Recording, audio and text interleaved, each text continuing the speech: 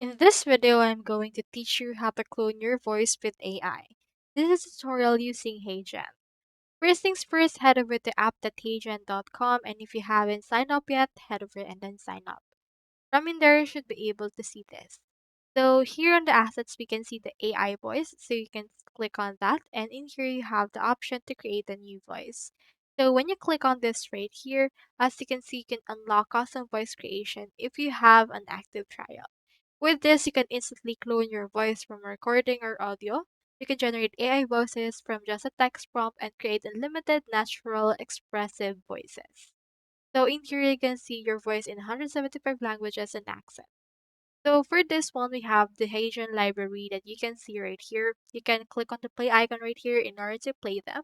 However, if you want to clone your own voice, just click on create new voice and then subscribe for the creator plan that they have right here in order to create your own and then upload the MP3 that you want to use. So that's how you clone your voice with AI. Hope we help.